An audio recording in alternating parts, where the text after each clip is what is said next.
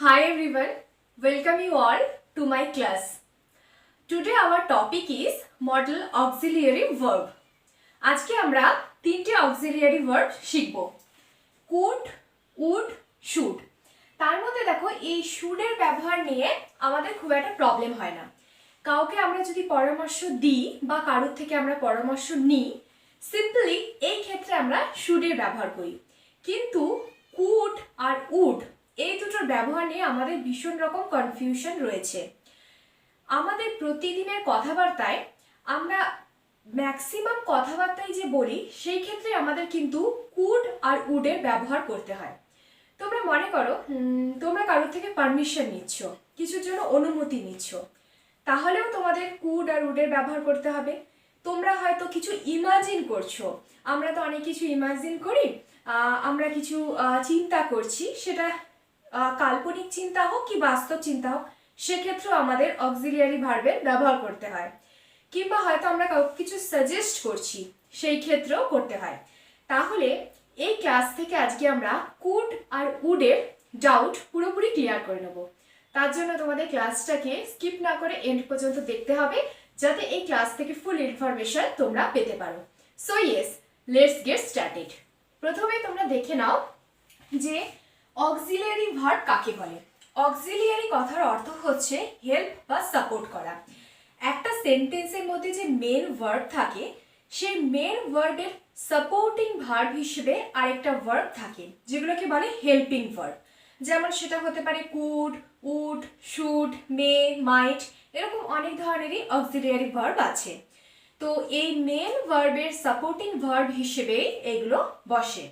তাহলে এখন প্রথমে আমরা কুড, উড, শুডের আলাদা করে নিয়মগুলো জেনে নেব। যদি আমরা প্রপার রুলগুলোকে মাথায় রাখতে পারি, তাহলে আমরা এগুলোর প্রপার অ্যাপ্লিকেশন করতে পারবো।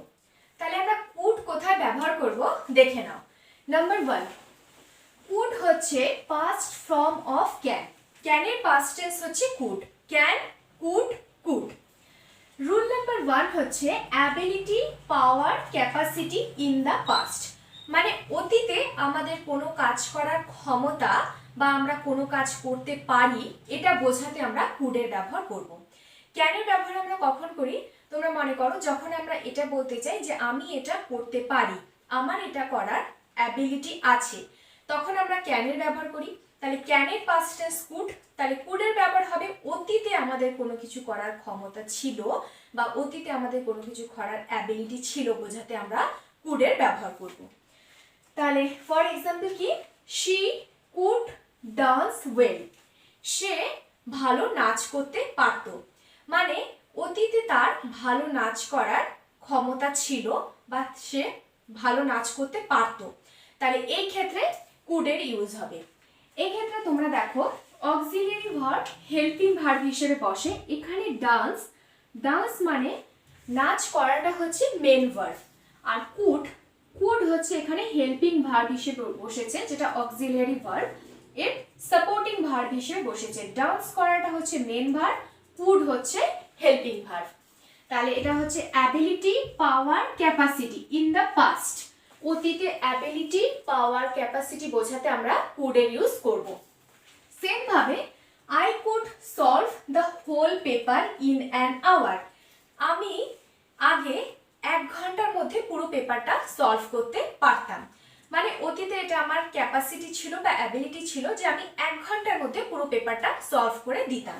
তাহলে এই ক্ষেত্রেও হচ্ছে কুডের ইউজ হয়েছে। এখানে মেন ভার্ব হচ্ছে সলভ, হেল্পিং ভার্ব হিসেবে বসেছে। He could not climb the tall tree. Positive সেন্টেন্সে যেমন হবে, সেম ভাবে নেগেটিভ সেন্টেন্সেও হবে। সে উঁচু গাছে চড়তে পারতো না। আগে সে উঁচু গাছে চড়তে পারতো না। তাহলে নেগেটিভ সেন্টেন্সের ক্ষেত্রে আমরা কুড নটে ইউজ করব। তাহলে অতীতে আমাদের কোনো কাজ করার অ্যাবিলিটি, পাওয়ার বা ক্যাপাসিটি বোঝাতে আমরা কুডের ব্যবহার করব। রুল নাম্বার 2 দেখে নাও কুডের ব্যবহার।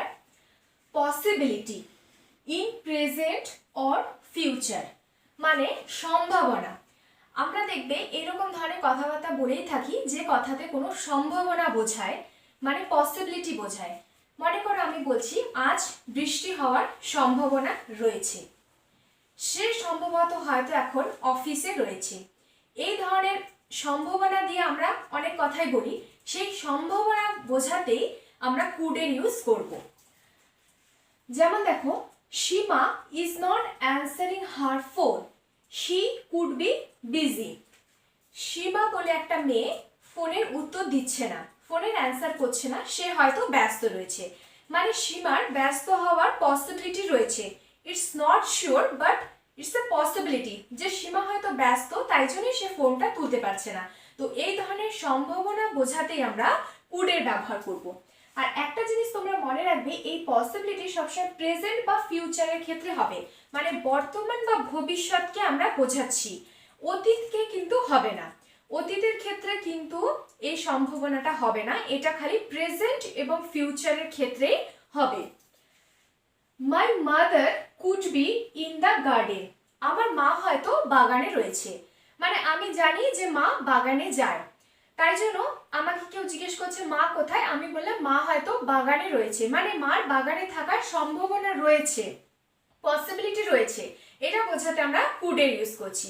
তাহলে তোমরা বুঝতে পারছো, যখনই তোমরা এমন কথাবার্তা বলবে যেটাতে কোনো সম্ভাবনা বোঝাবে, হয়তো তোমরা সে ব্যাপারে শিওর নয়, তোমরা গেস করছো যে এটা হতে পারে, সেই ক্ষেত্রে আমরা কুডের ব্যবহার করব। He could be in the office, সে হয়তো অফিসে রয়েছে, মানে এই টাইমে সে অফিসে থাকে আমি জানি, তাই তার হয়তো অফিসে থাকার সম্ভাবনা রয়েছে, চান্সেস রয়েছে, তাই আমি বলছি সে হয়তো অফিসে রয়েছে। তাহলে পসিবিলিটির ক্ষেত্রে প্রেজেন্ট অথবা ফিউচারে পসিবিলিটির ক্ষেত্রে আমরা কুডের ব্যবহার করব। রুল নাম্বার 3 দেখো, পোলাইট এক্সপ্রেশনস, মানে আমরা যদি নমনীয়ভাবে, নরমভাবে কাউকে কিছু বলি, কাউকে হয়তো আমরা কিছু রিকোয়েস্ট করছি, অনুরোধ করছি, বা কারোর থেকে হয়তো আমরা কোনো অনুমতি নিচ্ছি, পারমিশন নিচ্ছি, বা কাউকে হয়তো আমরা খুব পোলাইট ভাবে কিছু সাজেস্ট করছি, সেই ক্ষেত্রে আমরা কুডের ইউজ করব। তাহলে হচ্ছে formal request, permission, suggestion. Formal request মানে আমরা কোনো স্যার বা ম্যাডাম বা কোনো অথরাইজড পার্সনের থেকে কোনো একটা রিকোয়েস্ট করছি, তাদের থেকে কোনো পারমিশন নিচ্ছি ফর্মাল ক্ষেত্রে। আচ্ছা, সাজেশন, কাউকে কিছু সাজেশন করছি, সবই হচ্ছে পোলাইট টোনে, খুব আমরা নরম ভাবে, সফট ভাবে আমরা কিছু বলছি, সেই ক্ষেত্রে আমরা কুডের ব্যবহার করব। তাহলে formal request, permission and suggestion. Number 1 দেখো, could I talk to mister Ray, আমি কি মিস্টার রের সাথে কথা বলতে পারি, এটা হচ্ছে একটা পারমিশন নেওয়া হচ্ছে, অনুমতি নেওয়া হচ্ছে। এই কুডের ইউজ করে এটাকে সফট টোন করা হলো, মানে পোলাইট করা হলো টোনটাকে। আমি কি মিস্টার রের সাথে কথা বলতে পারি, তাহলে তোমরা বুঝতে পারছো পোলাইট এক্সপ্রেশনের ক্ষেত্রে আমরা কুডের ব্যবহার করব। সেম ভাবে, could you pass me the salt please, খাওয়ার টেবিলে বসে তুমি বলছো একটু সল্টটা পাস করে দেবে, সল্টটা আমাকে দেবে, তুমি এটা নরম ভাবে বলছো, কাউকে হয়তো রিকোয়েস্ট করছো, সেই ক্ষেত্রে কুড বসবে। Could you spare some time for me, তুমি কি আমার জন্য একটু সময় দিতে পারবে, তুমি কি তোমার একটু সময় আমাকে দিতে পারবে, এটাও আমরা পোলাইট টোনে বলছি। তাহলে রিকোয়েস্ট, পারমিশন, সাজেশন, এগুলোর ক্ষেত্রে আমরা কুডের ব্যবহার করব। এইখানেই তোমরা একটা জিনিস মনে রেখে দাও, এই ক্ষেত্রে কিন্তু আমরা কুডের ব্যবহারও করতে পারি, উডের ব্যবহারও করতে পারি। কুড আর উড এই ক্ষেত্রে সেম জায়গায় বসবে, যখন আমরা কিছু পোলাইট ভাবে বলবো, পোলাইট এক্সপ্রেশনের ক্ষেত্রে সেম ভাবে আমরা বলতে পারি would I talk to mister Ray, আমি কি মিস্টার রের সাথে কথা বলতে পারি। তাহলে পোলাইট এক্সপ্রেশনের ক্ষেত্রে সেটা কোনো পারমিশন হোক, সাজেশন হোক বা রিকোয়েস্ট, এই ক্ষেত্রে আমরা কুডের ইউজও করতে পারি আর উডের ইউজও আমরা করতে পারি। তাহলে আমরা কুড ব্যবহারে 3টে রুল শিখলাম। একটা হচ্ছে যদি আমরা বলি যে অতীতে আমার এই কাজটা করার ক্ষমতা ছিল, মানে আমাদের পাস্টে অ্যাবিলিটি বোঝাতে আমরা বসাবো। সেকেন্ড হচ্ছে কোনো কিছু প্রবাবিলিটি বোঝাতে, সম্ভাবনা বোঝাতে বসাবো। থার্ড হচ্ছে পোলাইট এক্সপ্রেশন, সেটা রিকোয়েস্ট হতে পারে, পারমিশন হতে পারে, সাজেশন হতে পারে, এই ক্ষেত্রে আমরা কুডের ব্যবহার করব। এবার দেখে নাও আমরা উডের ব্যবহার কোথায় করব। উডের ব্যবহার যখন তোমরা জেনে নেবে, তখনই তোমরা কুড আর উডকে ডিফারেন্সিয়েট করতে পারবে, দুটোর মধ্যে আর তোমাদের তখন ডাউট থাকবে না। এবার আমরা দেখব উড আমরা কোথায় কোথায় ব্যবহার করব। এবার উডের ব্যবহার দেখে নাও। Rule number 1, past form of will, will এর পাস্ট ফর্ম হচ্ছে would. Past habit repeated actions, মানে অতীতে কোনো অভ্যাস বা অতীতে আমাদের এমন কোনো কাজ যেটা আমরা রিপিটেডলি করতাম, মানে অতীতে আমরা বারবার কোনো কাজ করতাম সেরকম বোঝাতে, বা অতীতে আমাদের কোনো অভ্যাস বোঝাতে আমরা উড এর ইউজ করব। যেমন দেখো, when I was a kid I would go to school by bus. When I was a kid I would go to school by bus. অতীতে মানে আগে যখন আমি ছোট ছিলাম তখন আমি বাসে করে স্কুলে যেতাম, মানে এটা আমি অতীতে নিয়মিতভাবে করে থাকতাম। অতীতের এটা হচ্ছে রিপিটেড অ্যাকশন, আমি অতীত ছোটবেলায় প্রতিদিনই বাসে করে স্কুলে যেতাম। এইটা তোমরা I would go to school by বাসকে ইউজ টু দিয়েও রিপ্লেস করতে পারো। ইউজ টু আমরা যে অর্থে ব্যবহার করি সেই অর্থে এখানে উড এর ইউজ হয়েছে, মানে নিয়মিত করা বা নিয়মিত অভ্যস্ত হওয়া এরকম বোঝাবে। সেকেন্ড দেখো, she would go out for a walk daily. সে নিয়মিতভাবে হাঁটতে যেত, তাহলে অতীতে তার এটা একটা অভ্যাস, তার এটা পাস্ট হ্যাবিট, সে নিয়মিত হাঁটতে যেত, এই ক্ষেত্রে উড এর ইউজ হয়েছে। তাহলে পাস্ট উইল এর পাস্ট ফর্ম হচ্ছে উড, পাস্ট হ্যাবিট অতীত অভ্যাস, রিপিটেড অ্যাকশন নিয়মিত যে কাজ অতীতে করা হতো। যখন আমি ছোট ছিলাম তখন আমি স্কুলে যেতাম বাসে করে, নিয়মিতভাবে বোঝানো হচ্ছে। এখানে উডের যে ব্যবহার হয়েছে সেটা হচ্ছে নিয়মিত তার হাঁটার কথাটা বলা হয়েছে অতীতে, তাহলে পাস্ট অ্যাকশন বা রিপিটেড অ্যাকশন বোঝাতে আমরা উডের ইউজ করব। এবার রুল নাম্বার 2 দেখো, ইমাজিনারি সিচুয়েশন, আমরা হয়তো কিছু কল্পনা করছি, সেই ইমাজিনেশন বা কল্পনাতে আমরা উডের ইউজ করি। যেমন দেখো আমরা বলে থাকি যে আমি যদি পাখি হতাম তাহলে আমি আকাশের অনেক উঁচুতে উড়ে বেড়াতাম, কিংবা হয়তো আমরা বলে থাকি আমি একটা গাড়ি কিনবো আর সেই গাড়িতে করে পুরো পৃথিবীটা আমি ভ্রমণ করব। এরকম আমরা কিছু কাল্পনিক কথাবার্তা বলেই থাকি, হয়তো সেটা বাস্তবে পসিবল নাও হতে পারে। তো এই ধরনের কাল্পনিক চিন্তা বা কথা বলতে আমরা উডের ইউজ করি। If I were a bird, যদি আমি একটা পাখি হতাম, I would fly in the sky, আমি আকাশে উঠতে পারতাম।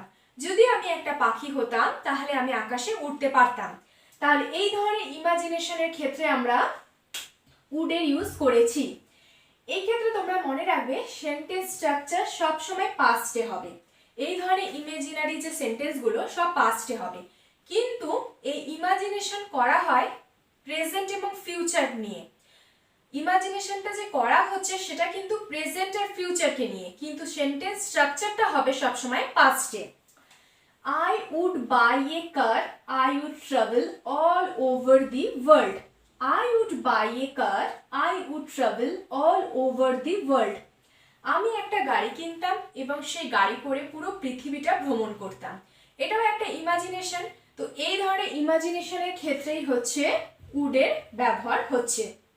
তাহলে যখনই কোনো ইমাজিনারি সিচুয়েশন থাকবে তখন আমরা আরাম করে উডের ব্যবহার করে দেব।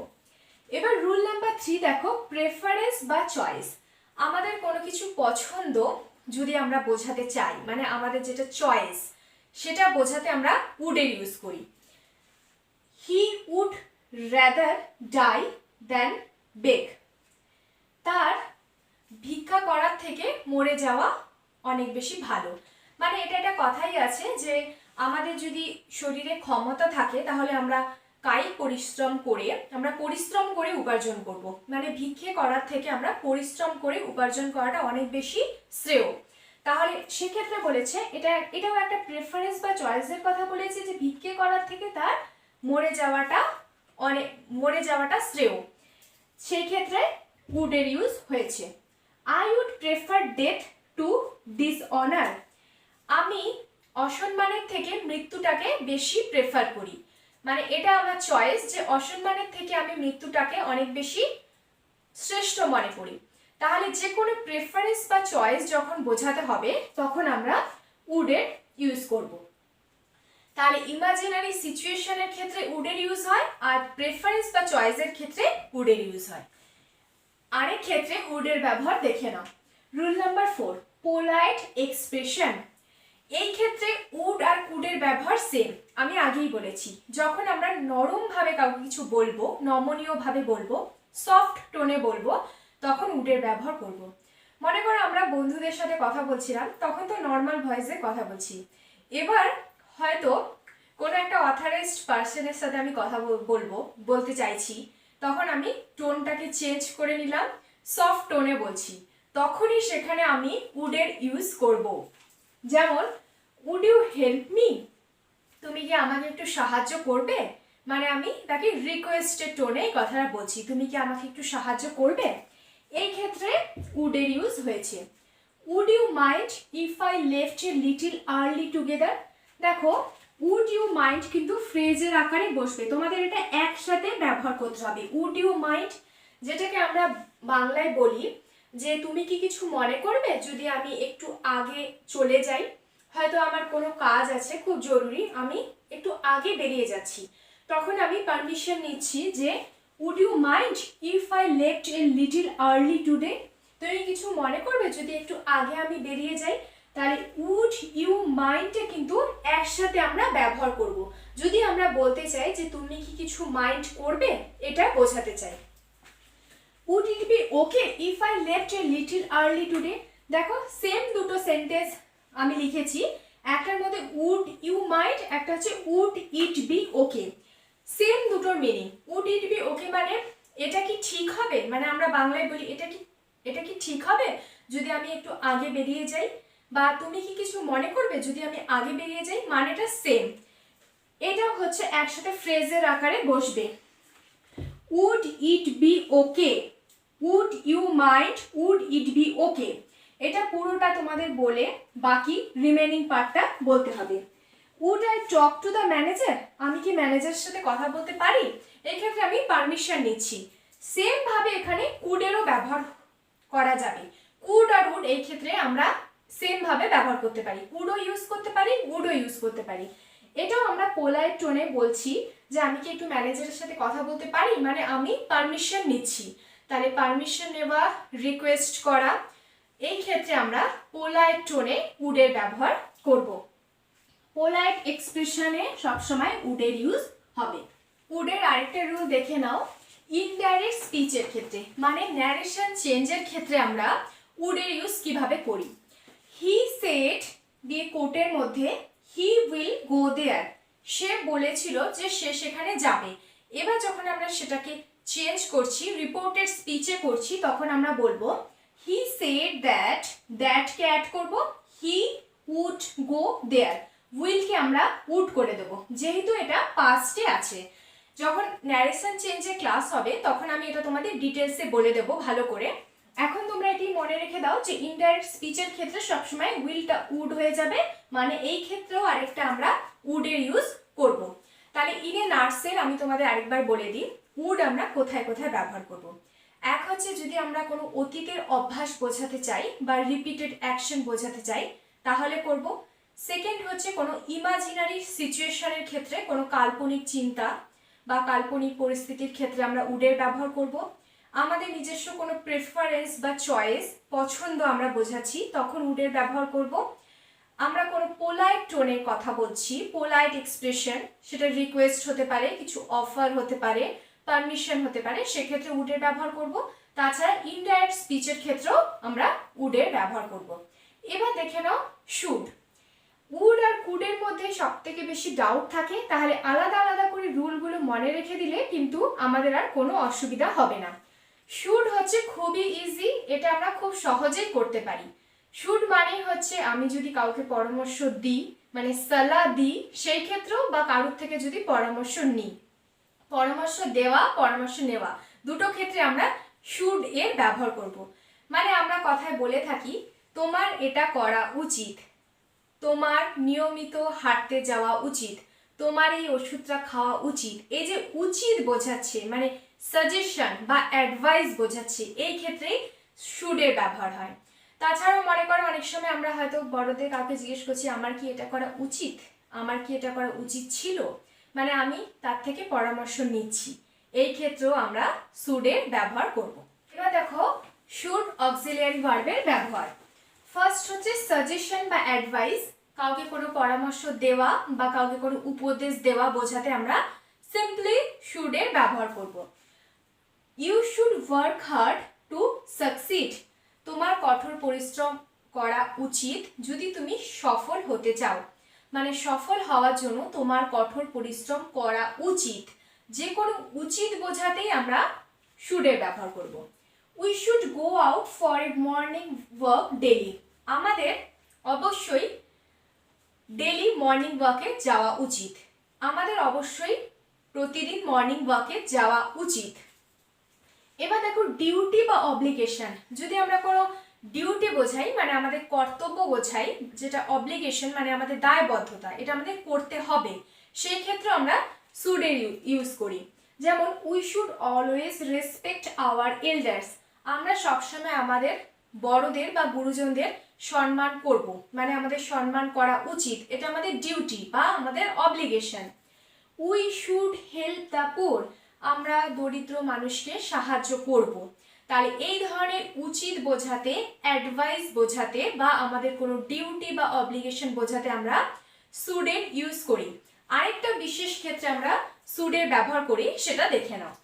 শুড এর আরেকটা সবথেকে ইম্পর্টেন্ট ইউজ দেখো, if should is used after lest it shows negative purpose.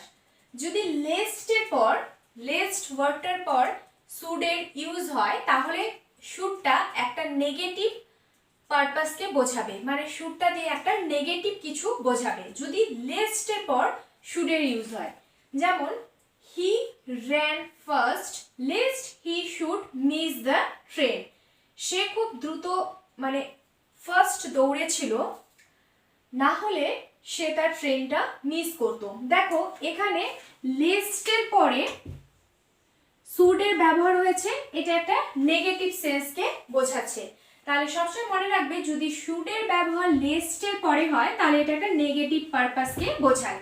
I work hard lest I should get 4 marks. I work hard lest I should get 4 marks. এক্ষেত্রেও লেস্টের পরে শুড এর ইউজ হয়েছে, একটা negative sense বোঝাচ্ছে। আমি কঠোর পরিশ্রম করব বা করেছিলাম, তা না হলে আমি খুব কম মার্কস পেতাম।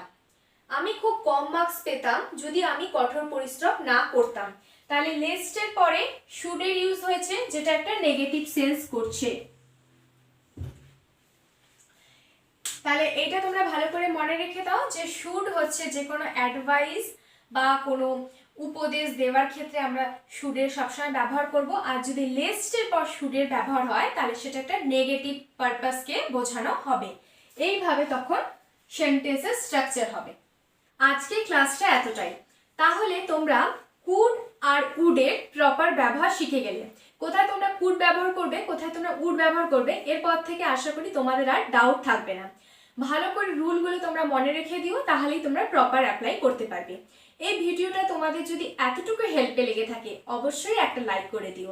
আর এই ধরনের ইংরেজির ভিডিও নোটিফিকেশন খুব তাড়াতাড়ি পেতে নিচে বেল আইকনে প্রেস করে চ্যানেলটাকে সাবস্ক্রাইব করে দিও। তোমাদের সাবস্ক্রিপশন এবং লাইক আমার জন্য খুব গুরুত্বপূর্ণ, তাই তোমরা এটা করতে ভুলো না। Till then, stay positive, always be happy, God bless you all.